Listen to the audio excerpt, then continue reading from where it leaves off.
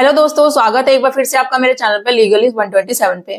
दोस्तों, आज की वीडियो में मैं बात करूंगी, अगर पत्नी मायके चली गई है और आप उसे साथ में नहीं रखना चाहते हैं तो आपको एक केस करना है उस पे। इससे ये होगा कि आपको तलाक भी मिल जाएगा और साथ ही मेंटेनेंस देना भी नहीं पड़ेगा। और वो क्या है, वीडियो में आज तक एंड तक बने रहिएगा डिटेल जानने के लिए। और चैनल पे नए जुड़े हैं आप मेरे, तो चैनल को लाइक करना, शेयर करना, सब्सक्राइब करना बिल्कुल मत भूलिए।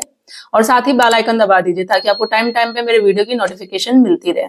तो चलिए बात करते हैं अपने टॉपिक की ओर। जैसे दोस्तों, आपको सबको पता है, जब पति पत्नी में डिस्प्यूट होता है, कोई भी छोटा मोटा झगड़ा लेके, तो वही पत्नी रूठ के मायके चली जाती है। अब भाई मायके चली जाती है तो वहां पे कुछ आप जैसे बोलेंगे ना, कुछ ज्ञानी लोग, कुछ इतने विद्वान लोग होते हैं ना, मतलब बात करें उनके उसके पत्नी के मायके वालों की या कुछ रिश्तेदारों की, उसको इतना ज्ञान देते, इतना ज्ञान की बोलते हैं भाई पति पे तू ये केस कर दे, 498 का कर दे, डाउरी का कर दे, मेंटेनेंस लेने के लिए कर दे, मतलब बहुत सारी नॉलेज देते रहते हैं कि ये केस कर दे, वो केस कर दे। अगर वो तेरी बात नहीं मानता है, तेरे सास ससुर तेरी बात नहीं मानते हैं या तेरे से काम करवाते हैं घर का तेरे अकॉर्डिंग नहीं चलते हैं, तो वो देते रहते हैं ज्ञान, अपना देते रहते हैं। तो उसी बेस पे आगे फिर पत्नी भाई कर देती है, 490 केस कर दिया। उसको पता ही है, उसको भी पता है घर वालों को भी कि कानून ने तो बहुत सारे राइट बना रखे हैं, तो वो उसका भाई इस्तेमाल किया जाए। ऐसे नहीं तो ऐसे सही, पैसा तो लेना है, ठीक है। और दूसरा बात ये, अगर उसे जो चीज पता भी नहीं रहती, जब वो कोर्ट में जाते हैं करने जाते हैं, बाकी जो वकील होते हैं जब वो अपनी बताते हैं कि भाई मुझे ऐसे ऐसे पत्नी से बदला लेना है, या सास ससुर वही झूठे झूठे एलिगेशन लगा के, तो बाकी जो एडवोकेट्स होते हैं तो वो भी उनको नॉलेज दे देते हैं कि हाँ आप ये केस कर दो, वो केस कर दो, ये केस कर दो, तो वो चीजें भी उनको बता देते थे। उस तरीके से भी उनको नॉलेज मिल जाती है जिन चीजों का राइट्स का पता नहीं होता। अब आपको क्या करना है, अगर पत्नी जैसे लड़ाई झगड़ा करके चली गई, ठीक है, तो आप ये करो, अगर जैसे पत्नी आपके साथ 2 साल से रह रही है या 4-5 साल से आपके साथ रही है, ठीक है, तो आप चीजों को पहले नोटिस करो कि क्या चीज आपकी गलती है, या आपकी तरफ से गलती है या पत्नी की तरफ से गलती है। वो चीजों को देखो, समझो। हो सकता है तो अगर आपकी तरफ से भी गलती है तो आप माफी मांग के पत्नी को वापस लाने की कोशिश करो। अगर हाँ आपको लगता है नहीं मेरी तरफ से तो गलती नहीं है, पत्नी की तरफ से गलती है, वो बिना किसी रीजन के लड़ती रहती है, माँ बाप से लड़ती है, मुझसे लड़ती है, ऐसी चीजें डिमांड मांगती है, तो फिर मैं क्यों उसको ले, तो आप फिर भी कोशिश करो। क्यों, देखो होता क्या ना, शादी एक अटूट बंधन होता है, शादी को इस तरीके से खत्म नहीं किया जा सकता। अगर आप चाहते हो कि हाँ आपको पता है कि पत्नी सही है, ठीक है, छोटी मोटी लड़ाई झगड़े को हद में चलता रहता है, बचा सकते हो, जैसे मैं हमेशा बोलती हूँ शादी को बताओ, इस तरीके से नहीं तोड़ना चाहिए शादी को। तो अगर आपकी भी गलती है तो आप सॉरी बोल के कोशिश करो, बहुत प्रयास करो कि वापस पत्नी आ जाए। दूसरा, एक तो ये हो गया, कोशिश करो आपकी आ जाए। दूसरा, आपको ये पता कि नहीं भाई वो गई है बिना किसी रीजन के, इतने सारे एलिगेशन लगा के केस पे केस करके गई, और आपको ये पता है कि आपकी पत्नी का फिर और किसी के साथ चल रहा है, वो तो रहना ही नहीं चाहती है साथ में, इसी वजह से किसी न किसी झूठे बहाने से वो छोड़ के चली गई, मायके बैठ गई। क्योंकि मुझे पता है कि आपको पता है कि आपने देखा है कि भाई उसका रिलेशन चल रहा है, फिर किसी के साथ चल रहा है, तो वो तो उसको तो बहाना चाहिए, वो बहाना उसको मिल गया। किसी न किसी रीजन से लड़ती रहती थी मुझसे या मेरे घर वालों से, और जाके अब वहां पे बैठ गई मायके। अब आपको क्या करना है, इस केस में भी मैं आपको बताऊंगी कि आपको फिर भी आपको कोशिश करनी है कि आप उसको पत्नी को मनाओ, वापस लेकर आओ।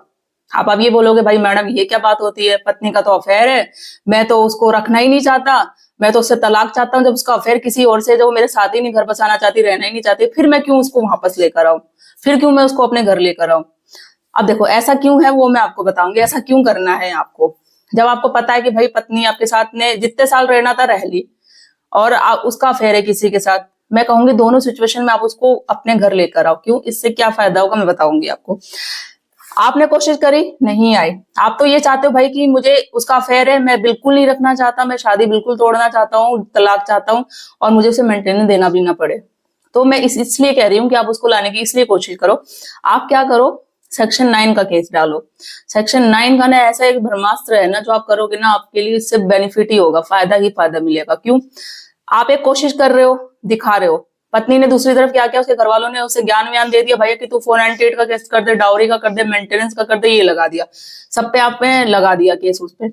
अब आप चाहते हो कि भाई उसका तो अफेयर किसी से चल रहा है, मैं तो उसको रखना चाहता ही नहीं हूँ, ना वो रहना चाहती। जब आप सेक्शन 9 का केस करोगे और आप दिखा रहे हो कोर्ट को, जब वो कोर्ट में आएगी, पेश करेगी, पेश होगी, तो आप यही बोलोगे जज के सामने कि देखो मुझे तो सर अपनी बीवी को अपने साथ रखना है, मुझे इसे ये नहीं, मैंने सेक्शन 9 का भी केस कर रहा है रखने के लिए, आप इसको मेरे साथ भेज दो, जो भी इसकी डेली डे की डिमांड होगी, रहना खाना पीना, मैं सब इसकी पूरी करूंगा।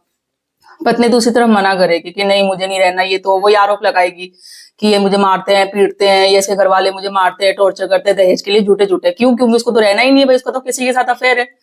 तो वो सब पीछे हटने की कोशिश करेगी। तो वो ये बोलेगी नहीं मुझे इनकी जान का खतरा है, मैं जाऊंगी तो मेरी जिम्मेदारी कौन लेगा, ये लेगा।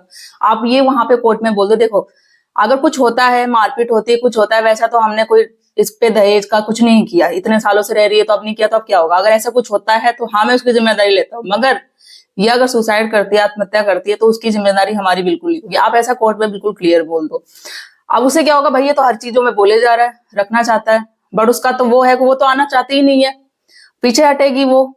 और वो आप दिखा रहे हो कि कोर्ट में ये भी दिखा रहे हो कि सेक्शन आएगा केस कर दे, भाई मैं तो रखना चाहता हूँ, ये पति तो रखना चाहता है इसको, हर एक इसकी डिमांड पूरी करने को रेडी है, सेटलमेंट करने को भी रेडी है, कोई इशू नहीं, बट पत्नी ही नहीं रहना चाहती। वो एंड टाइम पे, मूवमेंट टाइम पे इतना वो हो जाएगी ना फ्रस्ट्रेटेड, क्योंकि देखो उसका मेन मोटिव तो है उसको रहना है नहीं, क्योंकि इसका अफेयर तो किसी के साथ बन रहा है। और साथ में आप उसको चाहिए डिमांड कि आपसे वो पैसे ले ले, हर किसी तरह से जो वो चाहती है कि वो आपको तलाक भी नहीं दे और पैसे भी आपके ले ले, और बाकी अपनी लाइफ है जो वो एंजॉय कर रही है वो कर रही है, ठीक है। और आपको, आप परेशान कौन हो रहा है? आप परेशान हो रहे हैं, आपके घर वाले परेशान हो रहे हैं। तो सबक सिखाने के लिए यही है। इससे क्या होगा, आपको तलाक भी मिल जाएगा। जब सेक्शन 9 का ऐसा केस डालोगे ना, ये ऐसा केस है ना ब्रह्मास्त्र। देखो इसमें क्या, आपको एंड टाइम तो वो उसको पता है कि वो तो पीछे हटती जाएगी, ठीक है, और आपको मेंटेनेंस देने की आप चाहते हो ना देना पड़े। जब परेशान हो जाएगी ना तो डिवोर्स भी देगी आपको, क्योंकि उसको रहना तो है नहीं आपके साथ, रिश्ता तो चलाना है नहीं। वो तो चाहती है कि भाई पैसे लेना, अपना मायके में बैठी रहे, अपना जो उसका अफेयर है वो भी चलाती रहे, परेशान आप हो रहे हो। तो आपको क्या करना है, सेक्शन 9 का केस डालना है। और कोर्ट में भी जब भी डेट आती है, जब भी आप जाते हो केस पेश होने, तो आपको जज के सामने यही बात बोलनी कि मैं इसको रखना चाहता हूँ, मैं इसकी सारी कंडीशन के लिए रेडी हूँ, ये चीजें हूँ, वो चीजें हूँ। तो वो सब चीजें आप एग्री कर लो, बाद में वही वो मना ही करेगी।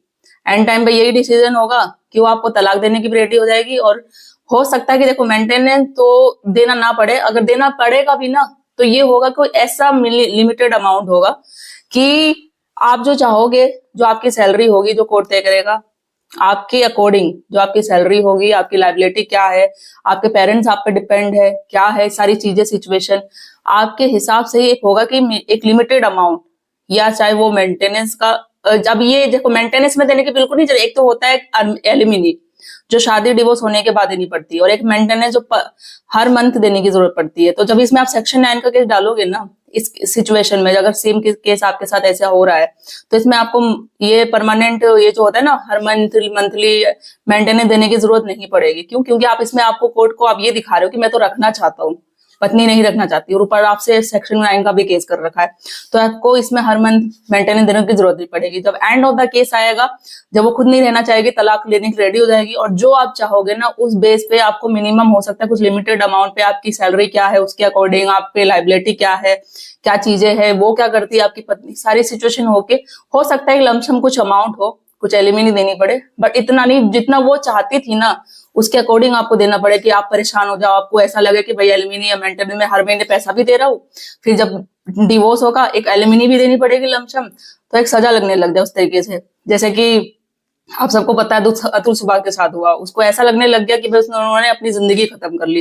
तो ऐसा नहीं होना चाहिए, ये सब बचने के लिए आपको ये चीजें करो।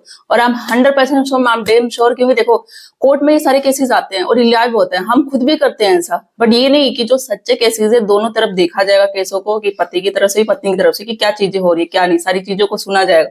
ये डेली रोजाना केसेस होते हैं, हम खुद भी ऐसा करते हैं, और इसमें सक्सेस मिलता ही मिलता है। और ऐसा होता है कि डिवोर्स भी मिल जाएगा पति को, और वो जो चाहेगा उस बेस पे भी होगा। पत्नी जो चाहती है ना कि भाई उसका, कि मैं जो चाहूंगी उस हिसाब से मुझे पैसा मिले, मैं तलाक भी ना दूं, उसका अफेयर भी चल रहा है, वो भी चीजें हो, तो उस हिसाब से बिल्कुल नहीं। आप ये करो, लाने की पूरी कोशिश करो कोर्ट के सामने, जज के सामने, आप दिखाओ मैं रखना चाहता हूँ, सब कुछ करना चाहता हूँ, सेक्शन 9 का केस लगाओ।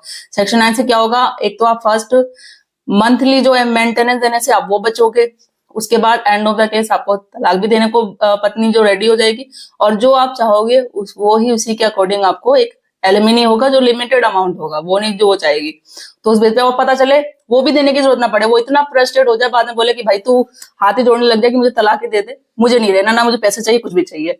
और ऐसा होगा, ट्राई करके देखो श्योर। तो मैंने सोचा ये जो है चीजें मैं आपको बताऊं, आई होप अगर आपके साथ सेम सिचुएशन हो रही हो आपको हेल्प मिले। तो मेरी वीडियो को ज्यादा से ज्यादा लोगों तक शेयर करिए, ताकि और भी लोगों तक पहुंचे और उन्हें भी हेल्प मिल सके। और चैनल को लाइक करना, शेयर करना, सब्सक्राइब करना बिल्कुल मत भूलिए। जल्दी मिलती हूँ मैं ऐसी इंटरेस्टिंग वीडियो के साथ, तब तक के लिए थैंक यू।